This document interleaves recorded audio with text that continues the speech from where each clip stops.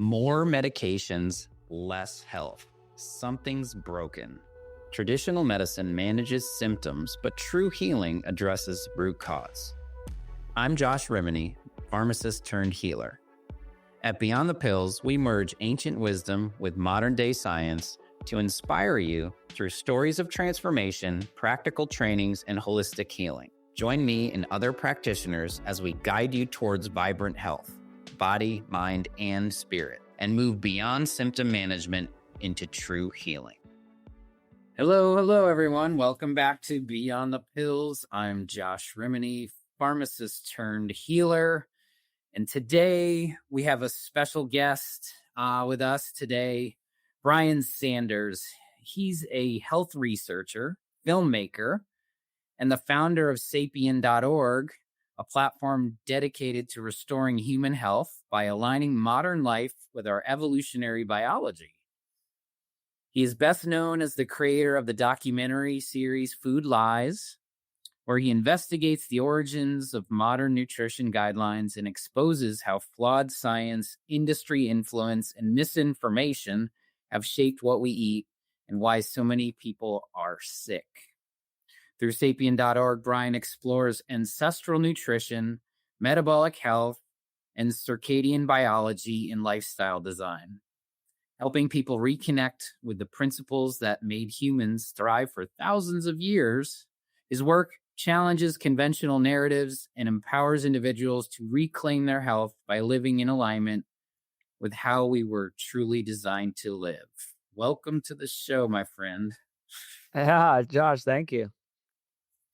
How do you like those bios? They're fun, right? Listening from your own side. Like, what am I actually doing in the world? No, I love that. Hearing it in a different way. I'm like, oh yeah, I'm doing that. That's great. Well, you and I connected, and we instantly had a lot of alignment. Your life story is this: food is medicine, right? We talk about this a lot.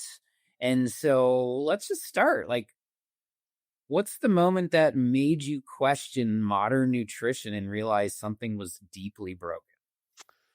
You know, it was a sad story, really. About 11 years ago, I lost both my parents to chronic disease. So I was about 30, and so too young. And they were doing the right things. We were doing the right things as a family. We were eating, the food pyramid, eating low-fat products, just lots of grains, avoiding red meat, doing all these things, making food at home. And it seems to be good in theory, but I just don't think it's healthy and what we need. And they got cancer and Alzheimer's because they kind of had the standard, like, gain a pound a year. The doctors don't tell them there's anything wrong. Like, I go back and look at their medical records. I'm like, oh, they had pre-diabetes. No one told them anything. They were just doing their thing, and they just, they're not obese, but you just kind of have that belly fat, right? You have the visceral fat inside, and the belly fat is just basically a sign that you're not eating correctly. But it's just like this slow process. And so I'm 30. I'm starting to get the dad bod. I'm kind of going down this same path of like, oh, I can't play sports anymore. And I just have all these little problems and taking over-the-counter medications. And this is just what it's like when you're 30. People make those jokes. And then I quickly realized that that's not the case. So I actually credit Mark Sisson. I read his book, Primal Blueprint. And it's just talking about real food. Food is medicine, just kind of like paleo type of stuff. Like, it just made so much sense to me. It's just like, avoid the industrial seed oils, processed sugars, grains, stuff like that. My life changed. Everything got better. All these things went away. Never have to take any medications over the counter, anything anymore. Don't get sick anymore. Lost, 20, 25 pounds of fat. I didn't even know I had some of it, just got rid of a lot of visceral fat. Everything went away, all my problems, and I just felt amazing and decided I needed to tell the world. Also, I saw One Too Many Vegan documentary. So I saw Cowspiracy and What the Health, and I just thought I needed to make my own that really just tells the true story. And it's not a plant versus animal war. That's kind of what it's turned into. It's like carnivore versus vegan, and that's really not the important. part about food. Like, yes, I mean, I support animal foods and I support whole foods, but the real war is kind of whole versus processed. Yeah. So we can dive deeper into that and why all the food lies exist and what, it goes so deep. But to start broadly, I wanted to make a series that really made sense of nutrition and food and what to eat. And that's what I discovered. There's a lot of infighting, there's a lot of misinformation, there's a lot of stuff going on, and it makes it really confusing to the normal person. And my role in this is to be sort of a communicator. I've interviewed hundreds of doctors and scientists over the years. I've been to Africa. I spent time with the hunter gatherers. I've just done so much to boil this down, make it more digestible, to use a food pun, and yeah, get it out to the world. Oh, I love it. It's just another, I don't want to call it validation, but like food is medicine. And I always just tell my clients and the people I've talked, because I've been on this side of like, if we're kind of talking big pharma, big food, right? Big food over here, ultra, it's not even processed anymore. They now have a category like everyone says ultra processed. Like what happened? Yeah. you know? And we know that. Thank you for sharing your story with your parents, because that's the continuum of health that we see in this country, at least from the perspective of, we see the signs of moving towards that, but we don't really put food and lifestyle at the forefront of health. And this is a big message for me. This is like part of my story too. I just kind of came from the big pharma side and kind of said the same dynamics, and we're working on those two things. So food is medicine and it's also poison. Hmm. And I think that's the message that you clearly passionate about and have gone on those deep dives and talked about that, And so talk to people a little bit about like the community you've built a building here in Austin, but also like the documentary. Like there's a compelling story around this where you want to not necessarily expose everything, but you really want to get people towards a big capital T truth as it relates to their health. Because I agree, 80% of all this is food. Yeah. 100%. And we just need to let people know that. And so, yeah, I became sort of a community organizer along the way. And so, yes, I do have a physical location called Sapien Center in Austin where we do a lot of events, and we have members, and we do so many things to bring people together that believe in this. And it's actually the most fulfilling part. It's the part that makes me no money. It's like I just do it kind of for fun.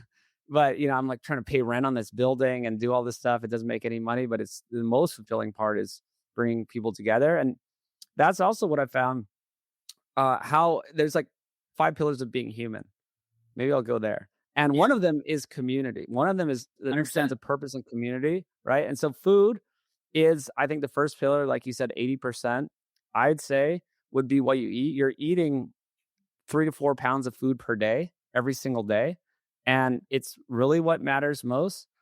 You could get into lots of debates about that, because some people are like, well, actually it's movement, or some people are like, sleep is, all, or your hormones, they have all these different ideas.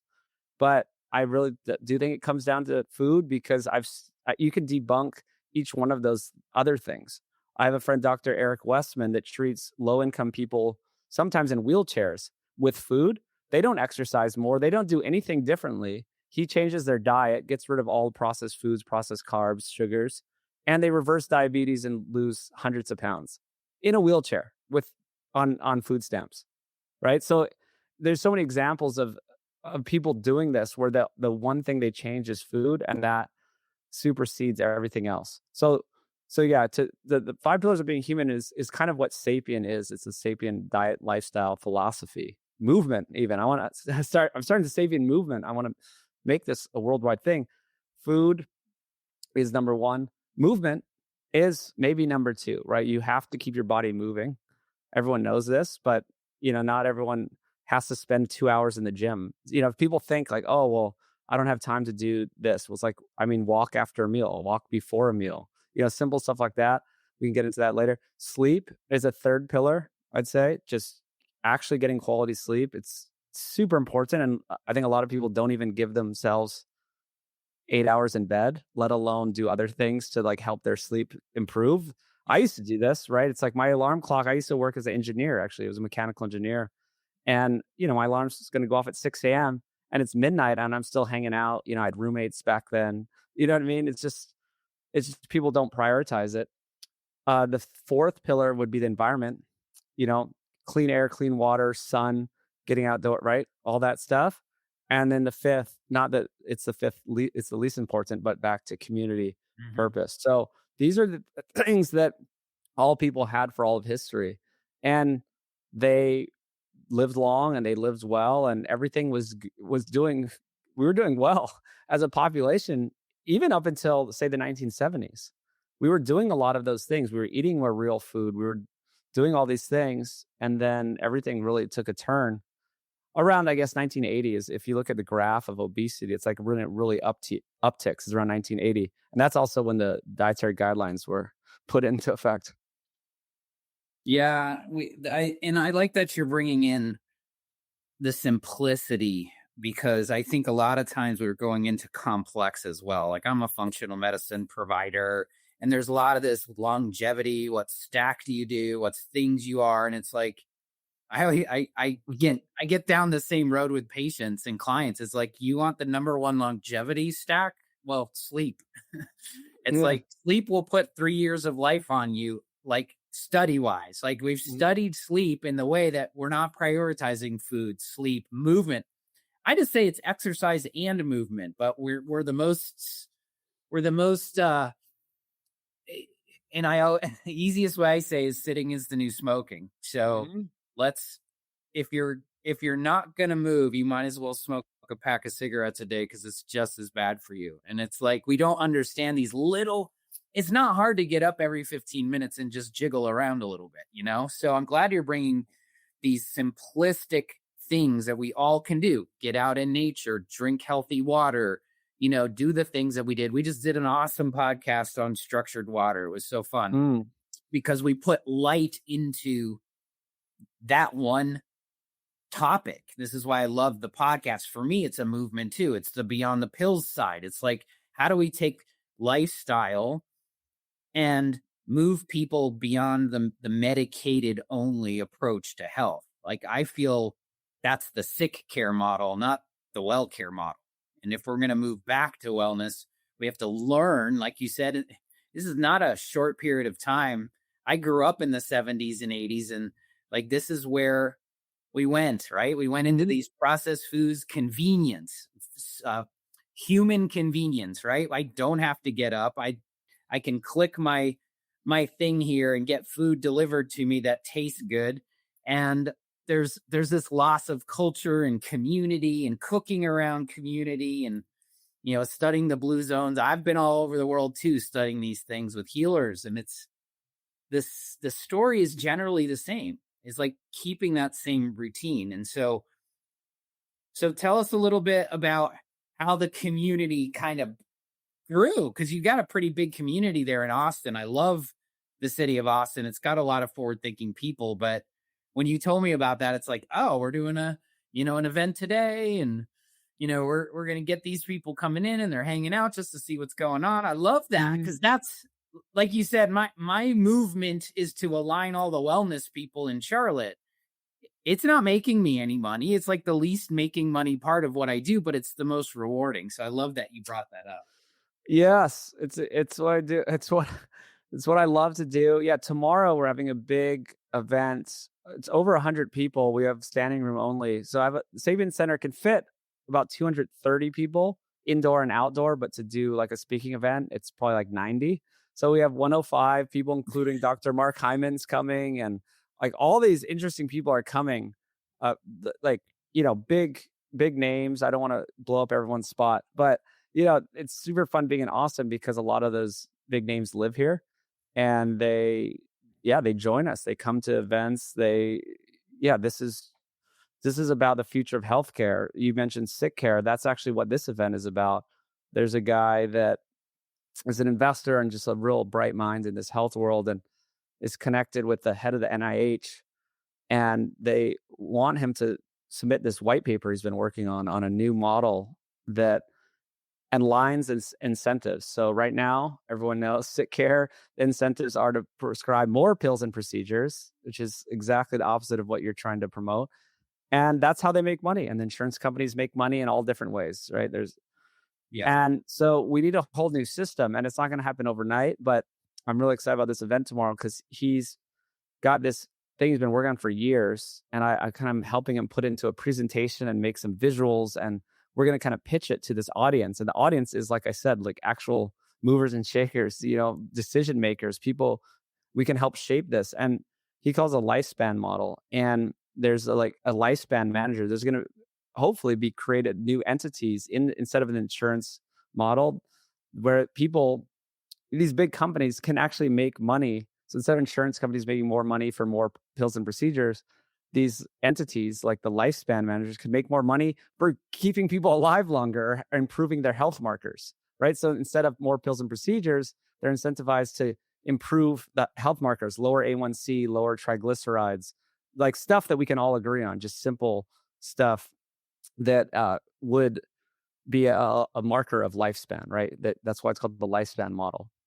Well, I think that's the first step to getting to a proactive model, right?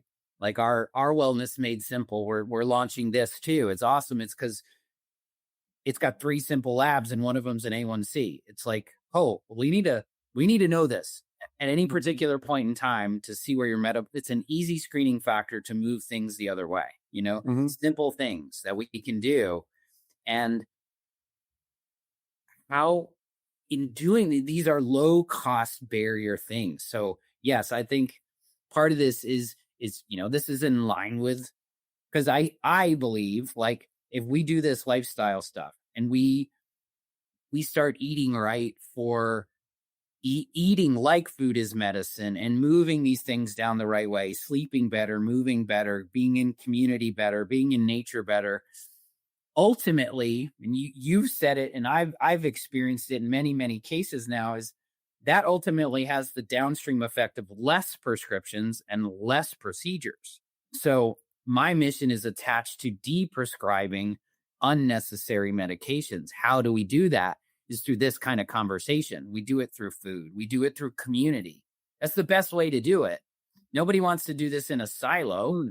So I'm glad that you're bringing this to head. I'm glad people are listening, because to me, it's a collective that's forming to get this off the ground. It is. Well, you really can't do it alone. I've seen that, and I've helped people along the way. I was kind of like a health coach, I guess you'd call it, in my friend's doctor's office. He was going away from the sick care model, and so I actually got to be with patients and see what the struggles were.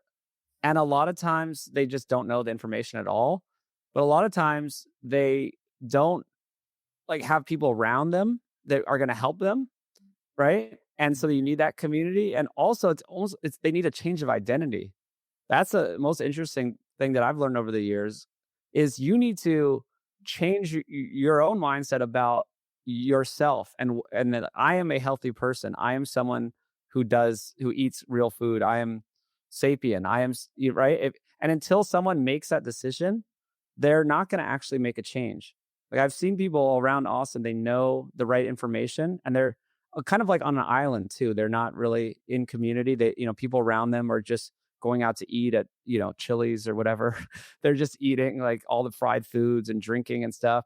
And then they'll know what to do, and they'll try to do it a little bit, but it's just some sort of like diet plan to them. They're like, oh, well, Brian said to like focus on this or eat this. But they don't really know why, or they don't have any bigger reason, and they just won't do it, or they'll just do it for 2 weeks and then stop. And so, to bring it back to the community part, it's how it really works is when you have people around you supporting you, or you in Austin, there's thousands and thousands of people doing this, tens of thousands. And so you feel normal doing it, right? We go to events at Saving Center, go to events around town, all the people I know are on the same page, and it makes it so much easier. I agree. I think, community is also something that humans are craving now, right? With the AI and all the being, logged in all the time. humans are craving connection, and trust is at an all-time low. So bringing like-minded people and just it's so this is why I love my men's circles and my dad's groups and all things, like which is mostly in Austin, by the way, in Mhm. Phoenix, is you know, people in communities stick together. It's part of the human equation. And this is why group programming works, because you're in it together. When you learn from your peers, you actually learn more than learning from someone that's dictating the care to you. So I think the new model is more like helping each other along the way. Obviously, you need guides that have understanding of what to do. We're not trying to get rid of the sick care model because people are still really sick, but we got to move beyond that. And I think that's what we're talking about here is moving beyond, oh, the pill for the ill. Just why I love the GLP thing right now is like everybody just don't eat right. You're good. Do whatever you want to do Mm. and just jab yourself every month. You're fine, you know. Now it's good for people that need to get a little jump start, like you said, but it's not designed for the fix, right? It's actually unhealthy to do that long term. So we still have gotten in this route of, the interesting way of saying is like, don't do the things we're talking about here. Like be the new human where it's like you're eating crappy food and you're not connecting with humans. It's like the opposite of what thriving means, you know? Oh, yes. And I actually had a big realization in the past 8 years. I've done this full time as a profession. And I'm like, why is everything so backwards?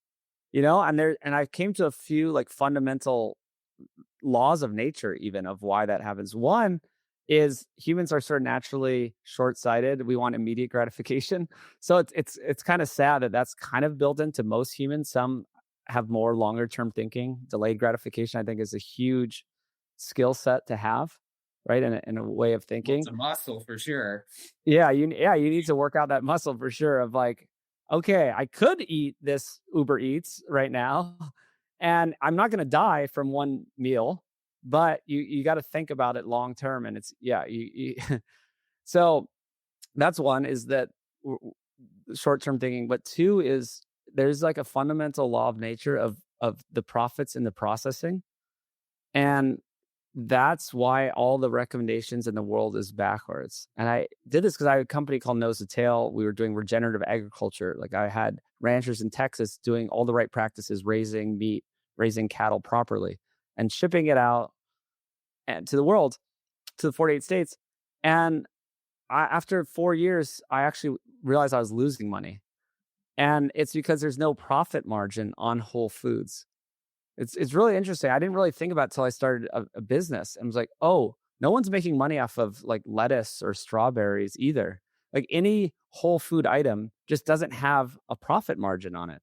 And so even if I mean, maybe there's a few companies in the world at such a large scale, they're making enough money to, have a good business, but they're still not making billions in profits like processed food. They could be making billions in revenues. Some of these huge meat manufacturers who are doing things the wrong way for one, or like I bet there's some like Driscoll or there's some like fruit distributors that are everywhere, but they're not making money like Kraft and Unilever and all these huge companies that have such a high profit margin. So when you start processing foods into these individual industrial ingredients and putting them back together, that's where they make all the money, right? Then if you have such a huge profit margin, you have a box of cereal probably costs 5 cents of the cereal, but they can sell it for $5. That's a huge profit margin. And then once you get that, you can do lobbying. You have billions of dollars, Oh yeah. multi-million dollar lobbying budgets. You have multi-billion dollar marketing budgets. You have and you can change the narrative. You can even do fake studies, right? They just fund who's funding all these studies. There's a lot of them that are just like Barilla Pasta or these different companies that have enough money to fund things. So that's why all the recommendations are kind of going against us. Like Coca-Cola, they even funded this like lifestyle medicine something. It sounded good, but and then you realize what the whole message was like, drink Coke and then exercise more. Uh, and that's it, right? It's just about like, so these are the people that are funding this. So people are like, oh, well, there's Yeah. studies that show it's just calorie balance. You know, it's calories in, calories out. That's all that matters. And you just need to eat less It, and move more. I'm like, this is like not working. We're like, this is not how humans work. We can't just starve ourselves and try to work out more and just keep eating the same bad foods. It doesn't work. there's so it's so parallel, and I think this is I want to talk about the essence of food lies, because I feel like what you're saying is the stuff you've been you've been discovering. Because I think, you know, what I love out of this conversation is all about awareness, right? It's like this I've used this same approach in the, like, let's just call it the big pharma side of things. It's like they research all the research, right? Like, and they sponsor whatever you need to see because they have the billions of dollars to support. It's like big pharma, big food. There, when the ethics and the intention aren't matched together, right? Because they are for-profit companies, but it's at an ethical. It's at the what I want to say is like it's at the expense of the consumer, right? Like Yeah. there's like 38 grams of highly processed sugar in one 12-ounce container that was never meant to be like that. I can't even drink soda now; it's so damn sweet. But we're been Yeah. conditioned to. Have you ever heard of the what do they call it? The bliss factor? Oh yeah. Like there's Yeah. PhDs, and there was like 76 Dr. Pepper recipes before they got to the one that was like the most highly sought after, where you sipped one and you had to get more, right? And the Bliss Doritos Point, and all these. actually. Yeah, Bliss Point, where they actually found, yeah, if it was too sweet, you wouldn't want it. But they jacked it up to the perfect sweetness where you just wanted more. And Yeah. they have PhDs that they put on staff to literally study the human, like, dopamine experience with food. It's like, can we make food as addictive as possible? And I'd like to see the study on Coca-Cola and the phytonutrient density of it, right? Oh, Zero. well, but the problem is no one's going to fund that. So that's another thing I realized along the way. No one's going to fund it. There's no money. But if there was some profit on real food, which there's not, that's my whole point. There's no profit. But if somehow there magically was a profit, then maybe we could combat it and show that that's wrong. But there's just no profit in it, so no one can do the studies. Wouldn't it? I had this thought because, you're right. You can reverse diabetes in 10 weeks in a food plan. I have my program, my Living Light Metabolic Reset. I was thinking about this the other day, and maybe it's a conversation to have, is like, if you talked about eating healthy with food stamps, right? And we know that the whole administration's doing whatever they're doing, but like, imagine if they incentivize people to eat whole foods with food stamps. Like, Yeah.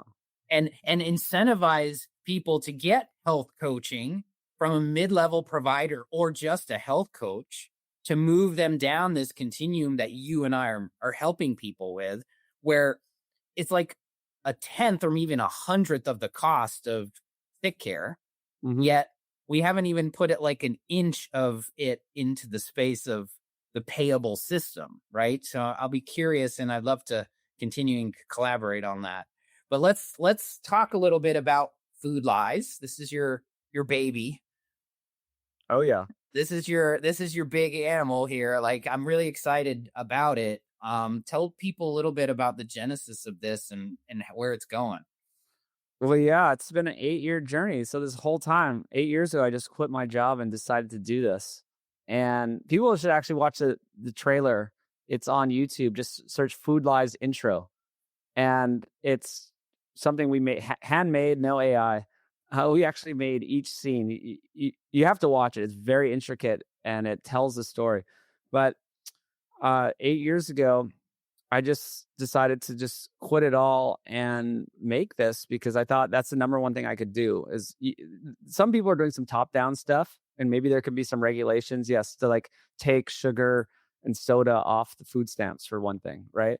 That would be nice. At least you can still buy it. You just have to use your own money. Right. But so some things can be done from the top, but I think what needs to be done is from the bottom. And the number one way to do that, in my view, would be get something on Netflix, get something like really enjoyable, fun to watch, accessible to, hundreds of millions of people around the world. And it's a lot easier said than done. If I wanted to make a mediocre thing, I could have put it out a long time ago, but it's just been a real journey trying to make something so good and get a celebrity involved, to get all the best people around the world. We like I said, went to Africa, spent time with the hunter-gatherers, filmed with them, filmed with tons of doctors and scientists, filmed with regenerative ag people like Joel Salatin and Will Harris, doing the good practices, and just putting it all together into, this is my magnum opus, putting it together, something that people can just sit down and enjoy. And then at the end realize, oh, I get it now. This is what humans need to eat. And the answer is real food, right? The answer is kind of simple, but it takes a while to get there, because a lot of people's doctors are saying, oh, well, you have to, like, Cheerios are heart healthy, and you should avoid fat and avoid meat and all this stuff. I'm like, well, no, you don't have to do that. You need to eat real food. And like a lot of these guidelines are put into place through like institutions. Even it's like, why did the medical system has been pushed into this for-profit pills and procedures model for about 100 years now, and that you can't undo all that, right? It's like some of these things that they're taught kind of go against what's good for humans, but you can't really undo that. It's such a hard thing to change people's mind about things. And I don't think doctors are even looking at the right markers of health, or there's just a lot in the way of finding, what true health is. And it doesn't come from the big institutions. So I have to, my idea is to put it into a series and then let people kind of come to their own conclusions, watch it and then change their life. I love that.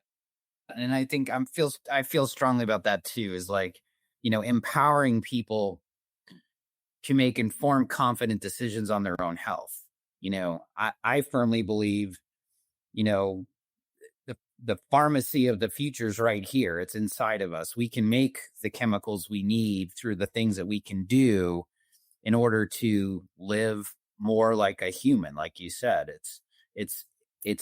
and your passion is awesome, because it starts with the food, right? It moves people through this process of, I call it wellness made simple, because it really is. Simple doesn't mean easy. Like you said, we can't undo what we've done, but I feel we can move beyond it. And that's the point. Like people are going to be sick and we need them to be less sick, but that's not true health. In my mind, true health and healing happens when we take agency of our own health. We start doing these things more in community, like you said, and we from a farm, not a factory. It's like that's a pretty simple thing to do.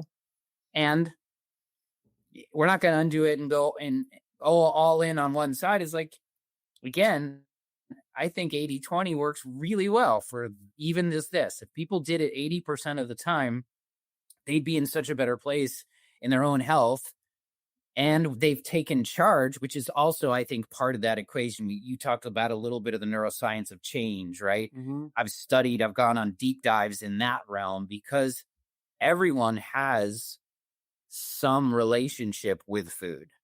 And if we don't change that relationship, nothing will happen. Like you said, it's easy to say, like, oh, it's not going to kill me to eat that today.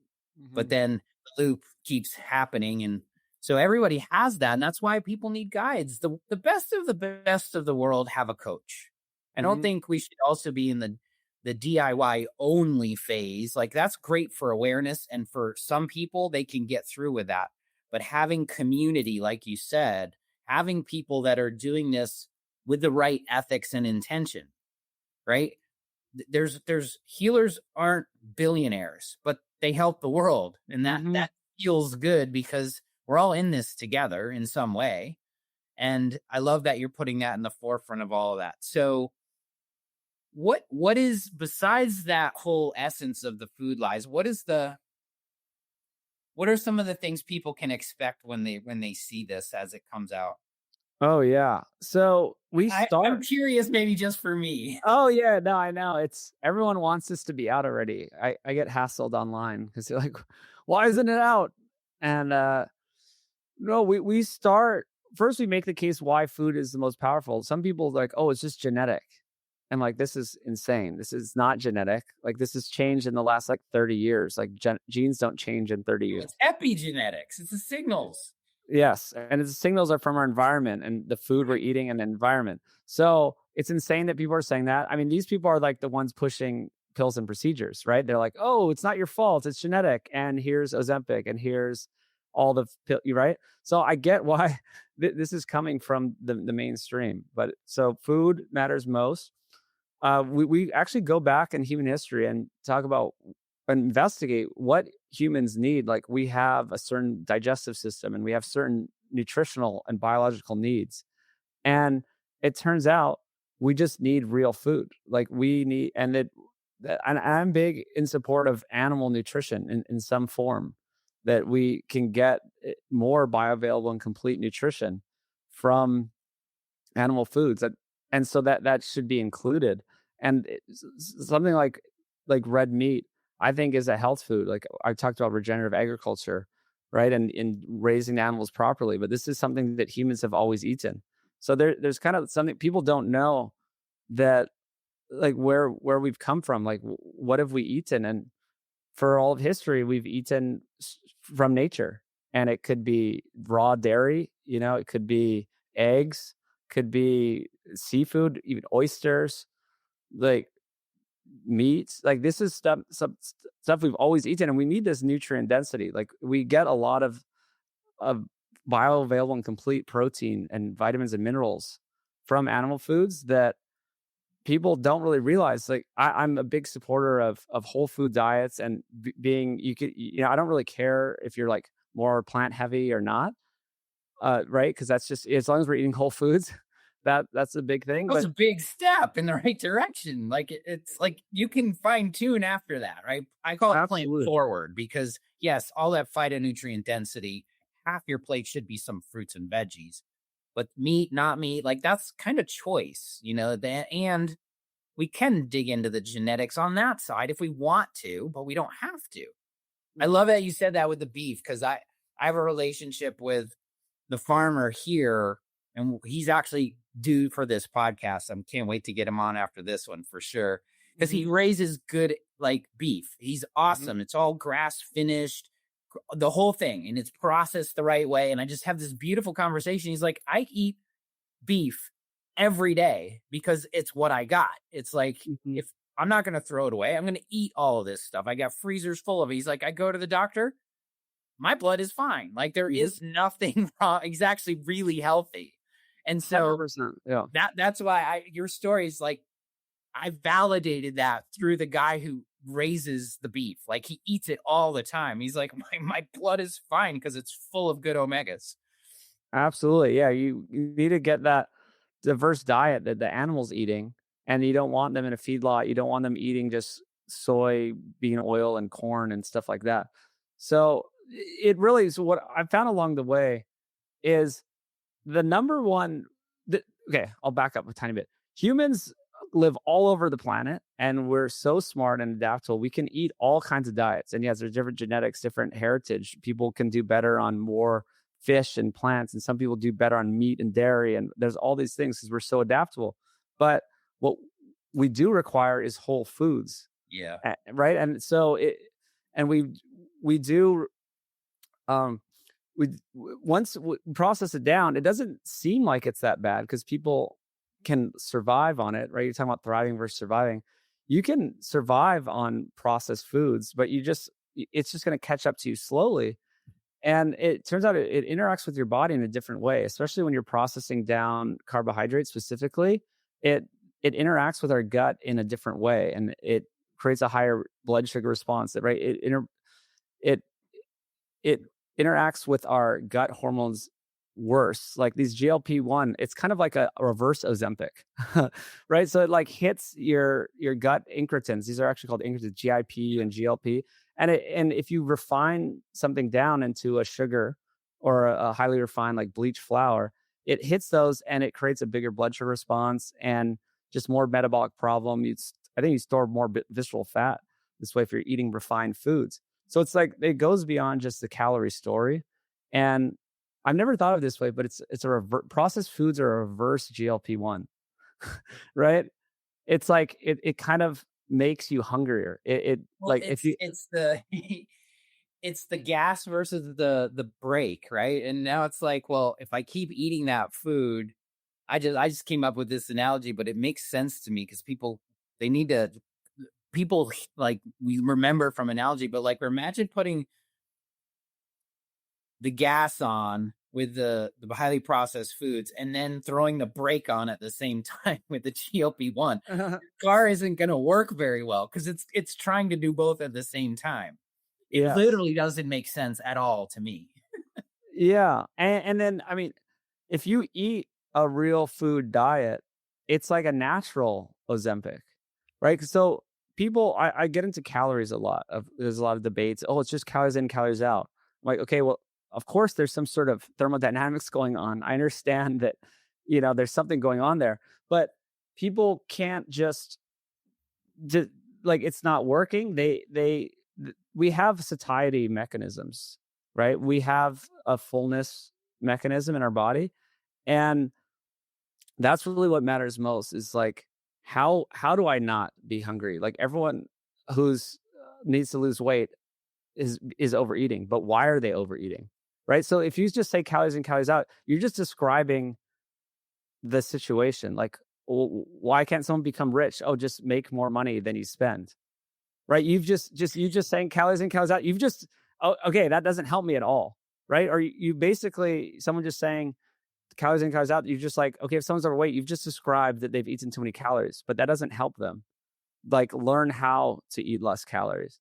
And to eat less calories, you need to get all of the nutrients you need to build your body for less calories. Does that make sense? Like you need to get all of what you need for less empty calories. Well, that's the talk that we have is like there's a density category for nutrients, right? And all the stuff we're talking about in highly processed food has got little to no nutritional value to it besides a caloric value. Exactly. So you can't long term just eat processed foods and get all you need and stay in this calorie balance because they're diluted of nutrition.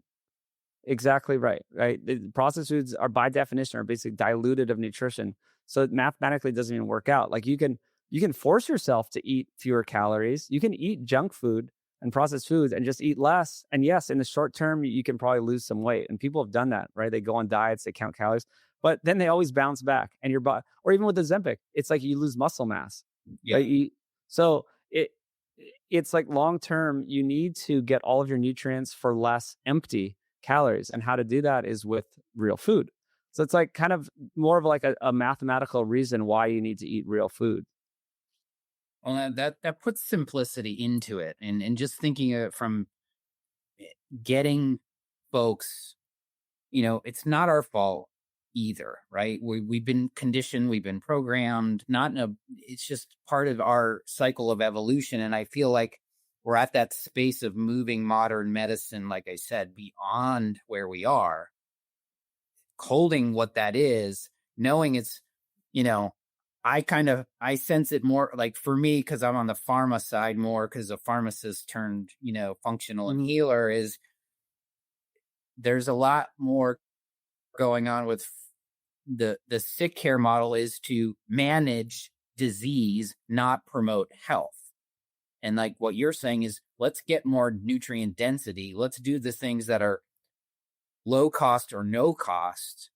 And let's teach each other where we came from. And I think we can put a modern spin on that because we have all the tools in place to help us in this realm. And I'm very much looking forward to working more closely around the lens of how do we include practitioners, healthcare providers, health coaches, the community, other kinds of businesses that are rooted around this concept, whole foods. Like they're out there. You in Austin, there's food places everywhere that are showing up that are more designed to feed people in this way, right? And gravitate towards that. I've got a short list of restaurants that we go to as a family because they serve whole foods, because there's not shit in, hormones and antibiotics and everything they put in. It's like we eat clean meat. We just don't eat meat, right? It's like these are factors that are starting to pick up, I believe, the regenerative farming, the regenerative aspect of things. And so I'm hopeful for the future, and I think we got a lot of work to do. Yeah, no, it is hard because back to the food manufacturers, they're actually incentivized to put less nutrition into food. This is something else I learned about. There's some Dr. Robbenheimer and Simpson. They coined the protein leverage hypothesis, and they did these studies that they with rodents that they gave them a food with adequate protein and nutrients that they needed, and then they diluted it and gave them the same food, but it had more just empty calories in it. And the group that got the more empty calories and less protein and nutrients, they just ate more food and got sick, overweight, died earlier, all these things. And then they did the math, and in the other group, they were fine. And they actually got the same amount of protein in each group. So the group with the processed food, it was basically a version of processed foods. They had to eat more food to get the same amount of protein, and they got fat and sick, basically. So that's just what's happening to the country. So, but then how that relates to food manufacturers. So people talk about bliss point and they're engineering flavors, and that's all true. But also, if someone a food manufacturer puts in less nutrition, people will eat more of that food product because their body is eating to get the nutrients and they're not there, so they keep eating them. So it's a little bit different than this bliss point hyperpalatable argument. It's that, and food companies are actually incentivized to put less nutrition in their food because people will eat more of it. Well, they're incentivized so they can sell more, so people eat more, so they can take like the system. See, this is where, like, I think people are starting. I know they are. I'm in the circles all over, and you are too. Like, people are starting to sort of be awakened to this. So I'm glad that you're building this awareness in what you're doing, because it is pretty amazing to think about and hear, like, the industries that are around feeding us with things and giving us medication are all rooted around this same backward cycle of understanding. Like, if they are so what I'm hearing you say is you're uncovering some of these truths that you've seen that seem from the human equation pretty damn ludicrous, really. Like, if we're here to like make humanity better, why would we engineer food so it's less nutritious, so you eat more, so you get fat more, so you get sick more, so you take more medicine? And we never really put you at the forefront of educating you on how you can actually do something better. That's an interesting concept to ponder with. It's hard. Yeah, I've been thinking about how to undo that. We have to like realign the incentives, and it is pretty hard because, but sadly, that's kind of the world we live in, where the people with all the money have gone that way and they want to keep it that way. And you have to come out with some like radical different models, like the lifespan model, that we're going to talk about tomorrow at the event, to try to reverse that. And we're going to have to try to incentivize people to eat real food. And it's going to take a while to change those incentives. But then along the way, people can just do it themselves, right? There's still ways to eat affordably and eat only real food, right? I do that. I've done it. This is like, I think every summer I go to the farmer's market. I buy my week's worth of food, produce, meat, clean meat from all like organic or no pesticide farmers I know, not real packagers. And I put it all in the thing. There's everything that's Whole Foods there. And I take everything we bought and I say, this is, of course you have stock in your house, like beans and things, but I could feed a family of 4 for under $10 a day. Yeah. And we say that wellness, let's debunk that a little bit. In your experience, because I want to bring this hope into people. Like, what gives us hope right now in the health and wellness space is like, I'm starting to democratize wellness in a way that says it's not terribly expensive, especially when you look at lifestyle. It's pretty cheap. Oh, 100%. It always turns to that because I do a lot of social media. You can find me at Food Lies on Instagram and stuff. And people always attack. They're like, oh, well, this is for the rich people, or this is, not sustainable, or these people on food stamps. Like, I live like I'm poor. For whatever reason, I've just decided, I guess, along the way, I quit my job. I didn't have income for the first couple of years. And I did this on, yes, a very small budget. It just takes a little different priorities of your time. But I mean, it takes time and money to do anything, right? It takes time, money to order Uber Eats, whatever. These things that they're actually way more expensive. People say, "Oh, Oh yeah, it's too expensive." I'm like, well, you guys are buying like $4 like drinks, just like at a gas station. Like, I don't need any of this stuff. I don't buy the $6 coffees. I don't need snacks. I make food at home. If I need to, I can meal prep. Like on Sunday, you can make like a slow cooked dish of meat. I make batches of bone broth rice. I cook the rice in bone broth. I like do all these things, and I just have it for the week. It's a couple dollars per meal. yeah. I do the same, and it's part of that modern day approach is convenience, right? Half of the objections I get to my metabolic reset programming, it's a mind body reset, so it's not just food, is it's simple. It's whole foods. It's like fruit, veggies, meat, repeat twice a day. You're in pretty good place, kind of thing. Like, we teach people, and then the objections are, I don't cook. I was like, well, we got to learn how to cook now. We have to learn some of this skills that because cooking in community is fun. My wife cooks our dog food now because she's a holistic pet health coach. So she teaches humans that food is medicine for pets too, because the pet industry food is just as bad. Oh yeah. And so there's layers upon layers of this that we could probably deep dive in on all these things. Yeah, well, cooking is not hard. I mean, if you're trying to prepare some insane recipe, yeah, it can get hard. And yeah, having to get all these different ingredients and skills, that's not what you need to do. You need to just heat up some protein and serve, some fruits and vegetables. It's super simple. Like, I don't understand. Like, I don't know. I cook eggs in a pan, and I have like sauerkraut and pickles. Like, they're just sitting in the fridge. Like, half the stuff is just can just sit in your fridge, and then you just heat it up or just put it on a plate. Like, I'm not a professional chef at all. Well, it's a self-limiting beliefs. We know that too. And it's awesome. So where do they find you? Yeah. Where can they learn more about your stuff? You got sapien.org, right? Yeah, that's kind of like a main place you can go and find out all that's going on. I have a food guide there for free. Food Lies is on YouTube and Instagram and all the places. So I just do all kinds of content. I try to make it fun. I do some memes and stuff. And then my podcast, Peak Human. Yeah, you can subscribe to that, interview all kinds of people. And yeah, this stuff.